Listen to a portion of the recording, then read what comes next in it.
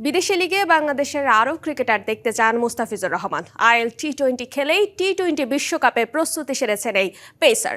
রংপুর রাইডার্সের হয়ে বিপিএল খেলতে সিলেটে পৌঁছেছেন, এসব জানিয়েছেন মুস্তাফিজ। সিলেট থেকে শাহরিয়ার হোসেনের রিপোর্ট।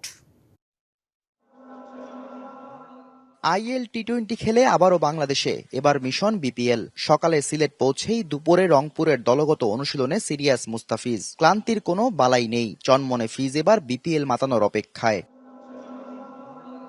আইএলটিতে দুর্দান্ত পারফরম্যান্স, স্লোয়ার কাটারে বিভ্রান্ত করেছেন ব্যাটারদের। দুবাই ক্যাপিটালসকে প্লে অফে ওঠানোর পর চলছে মুস্তাফিজ বন্দনা। ছন্দটা টি-20 বিশ্বকাপেও ধরে রাখার প্রত্যয় এই বাহাতির। সবসময় আমার বেস্টটা দেওয়ার চেষ্টা করি।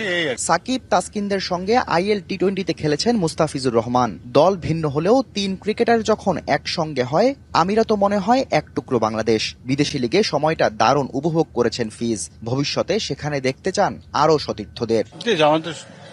নতুন এবং ফিরে আসা গ্রাহকদের জন্য নগদে চলছে ক্যাশব্যাক সহ প্রতিদিন হাজারো উপহার জেতার সুযোগ। হবে আশা আর ফেরা, সারপ্রাইজ সেরা। সবাই থাকলে তো আমাদের ন্যাশনাল টিমের প্লেয়ার 2-3 জন কেন, সবসময় বেশি প্লেয়ার থাকলে তো ভালোই লাগে। এত আনন্দের মাঝেও থাকে কিছুটা শঙ্কা। বিপিএল এ রংপুর তাকে পেতে চায় প্রতি ম্যাচেই। সামনে টি-20 বিশ্বকাপ, টানা ম্যাচের ধকল কাটিয়ে বড় মঞ্চে পারফর্ম করা খুব একটা সহজ কাজও নয়। Shahriar Hossain, DBC news, Sylhet.